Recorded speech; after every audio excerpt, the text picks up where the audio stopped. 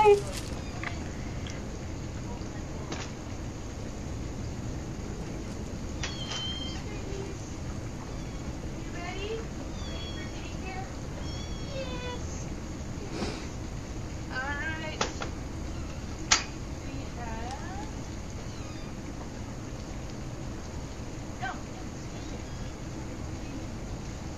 This is Luna. Alright, this is Comet.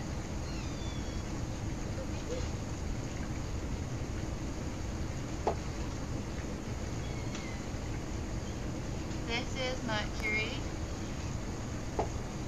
This is Celeste.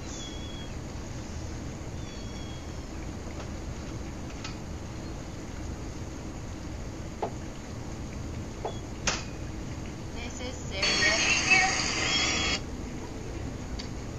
And this is Aurora. Those are the Celestials. This is Celeste.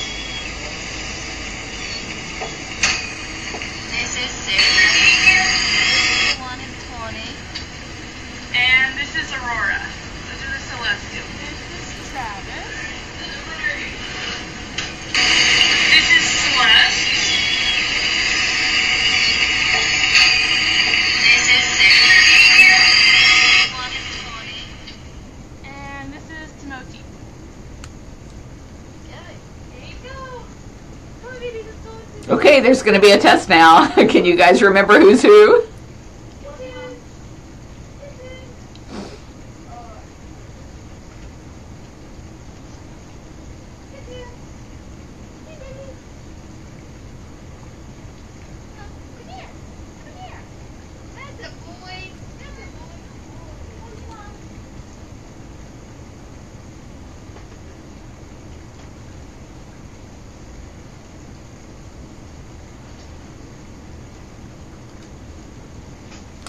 This is the kitten's first day, so it's like your first day of kindergarten.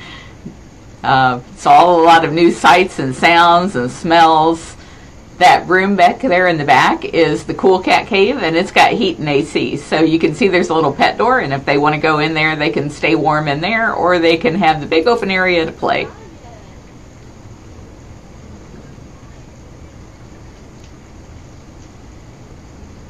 I think that's Cameron roaring.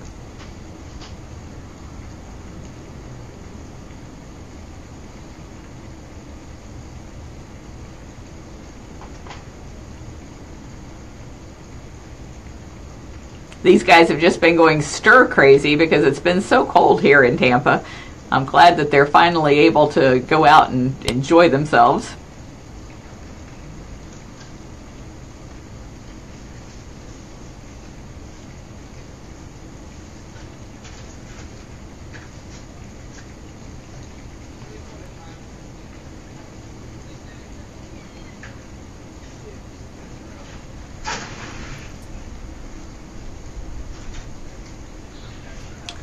Let me see if I can adjust the sound here.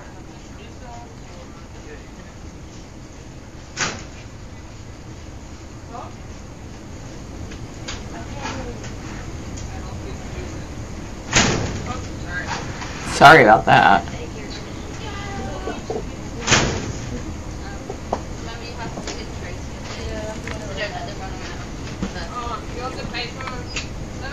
Yeah, I'm gonna need the paper. I'll attach them to the entry pad so it's really running up the.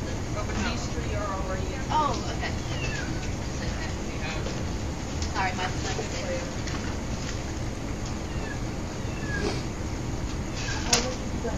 It's okay.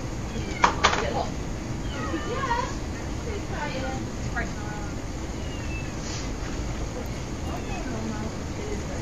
I think part of why I'm so loud is because I have this playing really loud in my head.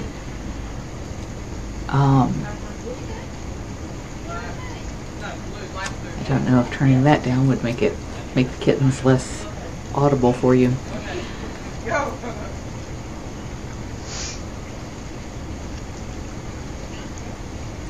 Yes, Paige, these are foster kittens, and Cynthia asked how old they are. So this here is Diana. She's the girl.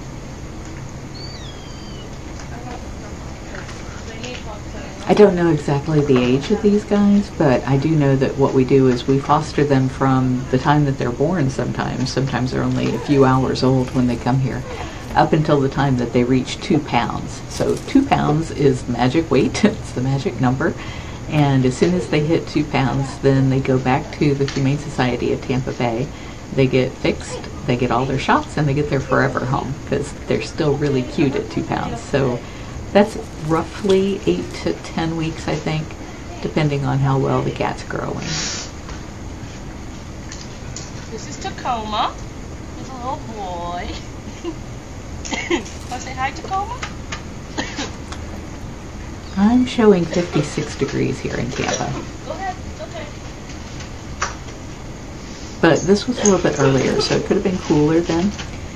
They have a heater that they plug in right behind that VCR stand that I haven't seen anybody plug in yet. But the room back there at the far left top of the screen, that room's got heat in there, and the kittens are allowed to go in and out if they want to go in there to get warmer. This is Winston. He's our fluffier boy. John, I don't know how to take you off our list. I think you have to like unsubscribe from the live feeds. I don't have any way of adding people or subtracting people from the feed. If any of you know better how to instruct John on that, please let him know, because I don't know.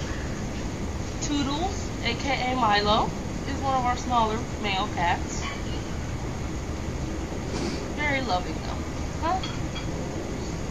Just want to be held. Okay, go ahead.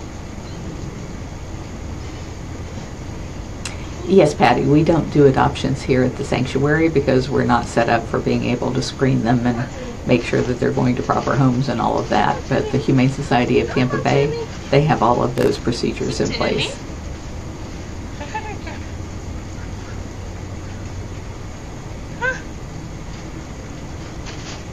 Seems to me I remember Karma telling me we had something like 9 black kittens in a single litter, and they spread them out between 2 houses because that's just way too many kittens to have in a single cat cage. But that's a lot of black kittens. It's going to be really hard to tell these guys apart.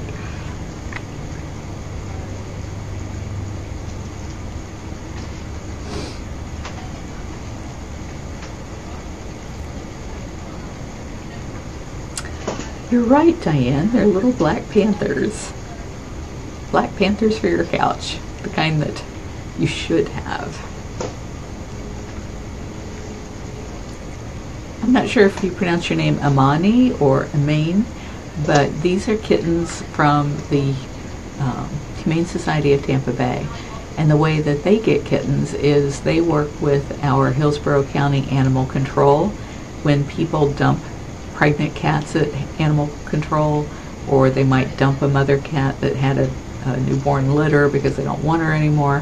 What the Humane Society of Tampa Bay does is they go in, they rescue all of the dogs and cats that they have space to take in, and then they work with a huge group of foster parents, people like Big Cat Rescue and individuals who take the animals in, raise them up until they're old enough to be fixed and spayed or neutered and spayed, and to get all their shots and then go into pet homes.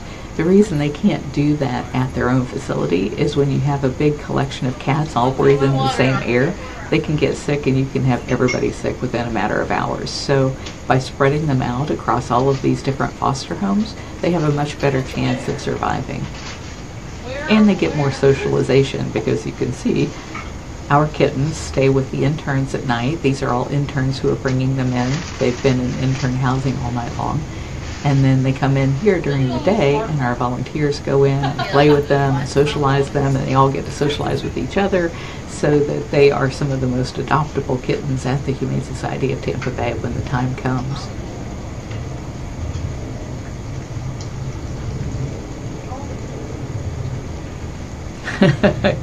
Yeah, hair ties might be one way to tell them apart.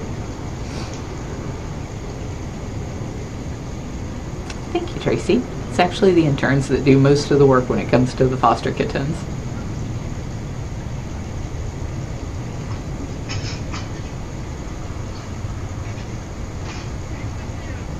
This actually started because at Big Cat Rescue we don't allow anybody, including our staff and volunteers and me, none of us touch the big cats here.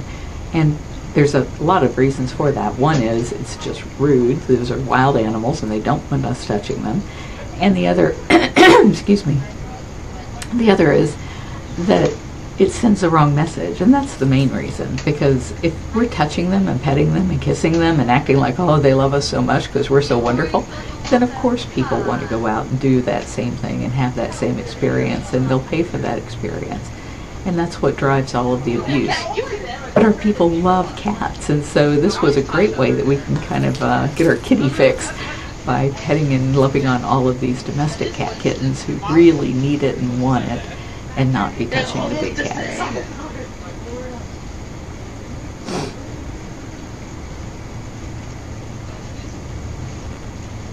You were the most easily identified. There he is. There. Hey! He's just like, he was in the house. Now he was like, my report. Nancy, you're right. I mean, everything that we see in the big cats, we also see in domestic cats, and I think it's one of the things people really enjoy about comparing their domestic cats to the big cats is they have so many of the same ways of playing and the same ways of sleeping and eating. I just want to love you. You can tell the interns really love their jobs. I just want to love you. He's cute. He's a pup. Diane says her cats love the chicken treats. If you guys notice in the back of this room, there is a billboard for big cats helping little cats, or little cats helping, I think it's little cats helping big cats. And, or another way to get them is you can go to Amazon.com and type in Big Cat Rescue cat treats. And we have freeze-dried treats, so they're really healthy for your cats, and they love them. Especially the minnows. Everybody loves the minnows. They look a little freakish, but the cats love them.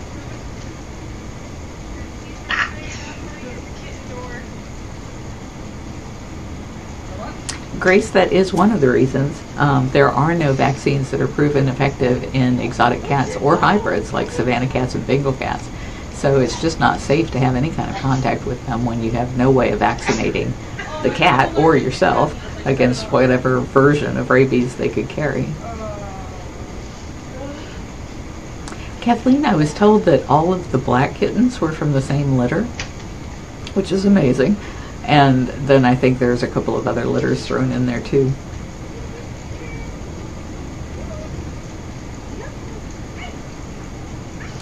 Sharon, I can't believe it's allowed either. And, you know, even though it's the celebrities that you hear about in the news having exotic animals as pets, it's mostly people who can't even afford to feed their own dogs and cats who take in these animals because the people who pimp them out to use as pay-to-play photo props, they just give them away when they can't use them anymore. And so people get this free tiger, free lion, and a few months later this thing is just eating them out of house and home and scaring them to death. And so those people don't make the news nearly as often as some famous idiot that has someone as some big cat as a pet. How do we distinguish the ones that have okay. Corey, I'm afraid we don't allow our guests to come and play with the kittens. I wish that we could, but there's just so much opportunity for disease. If somebody had a dog with parvo and they walked through the parvo and came into the kitten cabana, then they could kill every kitten here. So it's just not worth the kind of disease opportunities to have the public playing with the kittens. They do allow that at the Humane Society of Tampa Bay, but you're doing it with the expectation that you're going to go home with somebody. You're not just coming in and playing.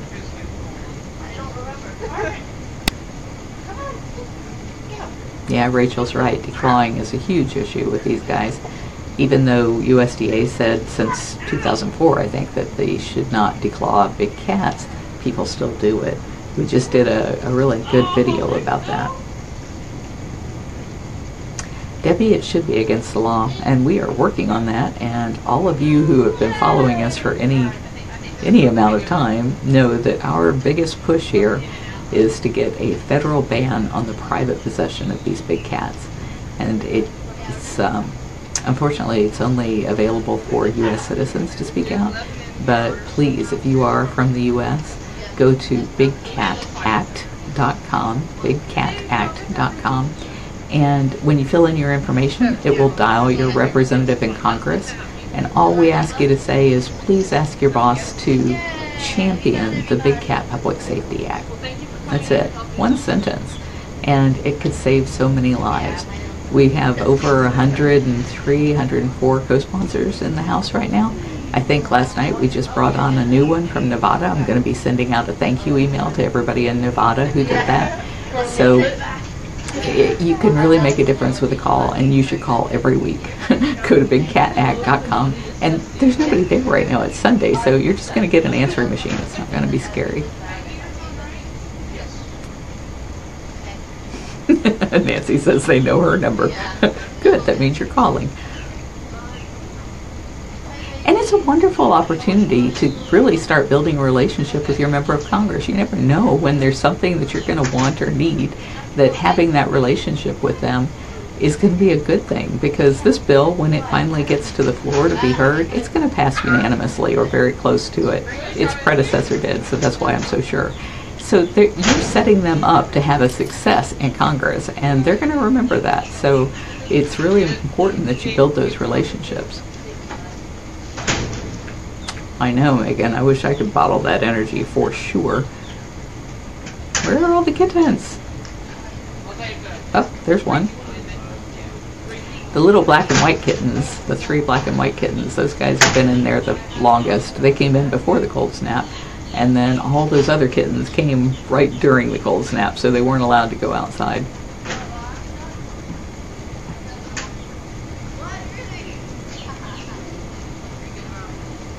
Patty, I'm sure that they do take all kinds of precautions to keep the cats as healthy as possible.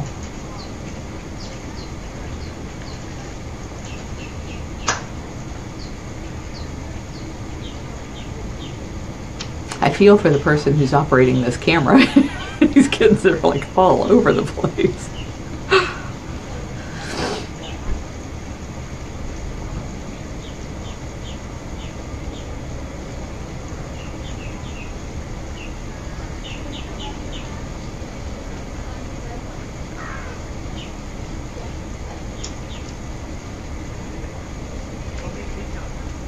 I see somebody must have asked about our tours. We have several different tours.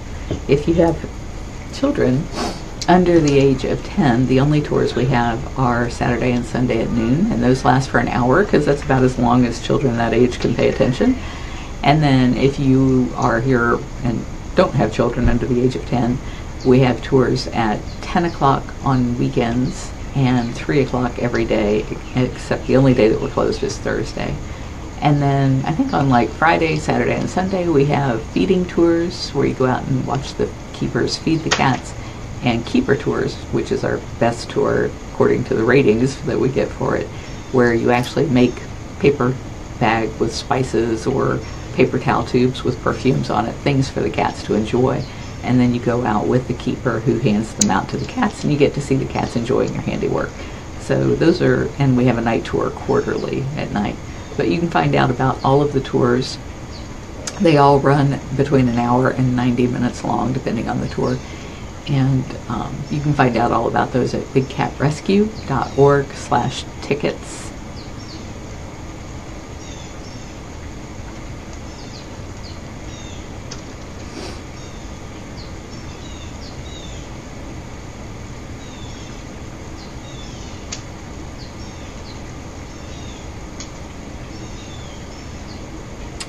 Nikita, I can't quite tell from what you're writing. It says you were rooted or maybe rushed. What we ask people to do, because the day tour is our cheapest tour, and so that's an hour and a half of a walking tour, and we put no more than 25 people on each one of those tours. But we're on 67 acres, and so it takes a while to walk around 67 acres and see all of the cats. And there's always somebody who wants to drag behind and take pictures and spend all of the time they want to spend getting their perfect shot. And then that makes the tour drag out. So we're constantly having to ask those people to move along and to keep up with the tour. And some people just don't like being told that they can't drag along at the back of the tour to do that. We have photo tours where you can pay to be the only person on your tour, and you can take all the time you want trying to get that perfect picture. But we always want our guests to be happy. So if you weren't happy with your tour, please contact me at cat@bigcatrescue.org. Let me know the email address that you used to pay for the tour, and I will happily refund it.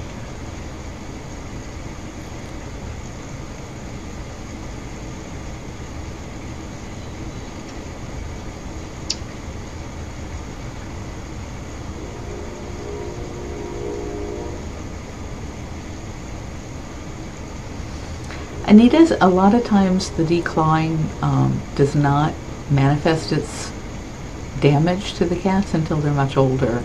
So what we have seen in a lot of the cats that we have here, they did fine for many years, but as they got up into like being 10, 11 years old and start getting arthritic, the first place that you see it is in their feet, and it really, really is evident how much it hurts them to walk around on those declawed feet.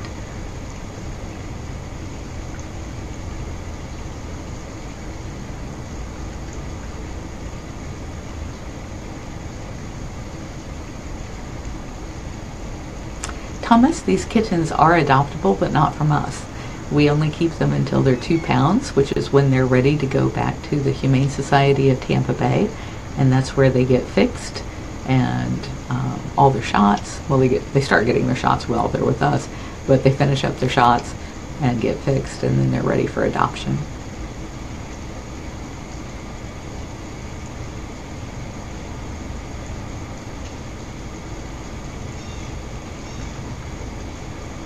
I see other people had already answered you.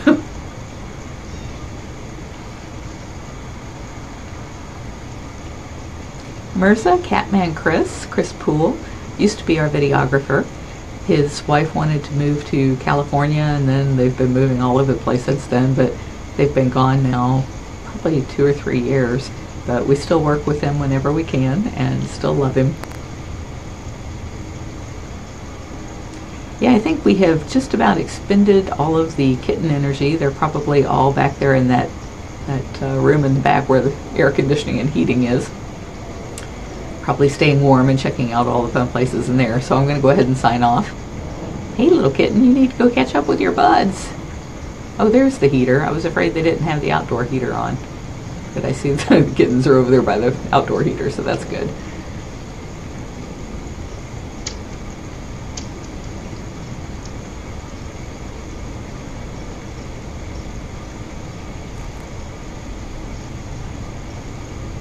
Diane's right. They use lions and tigers and ligers all for those pay-to-play schemes where people will pay to have their picture made.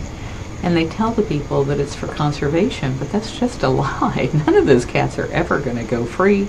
None of their genes are ever going to go back into the gene pool in the wild like these crazy people say. It's all because people will pay to pet the cats. That's the only reason that they breed them.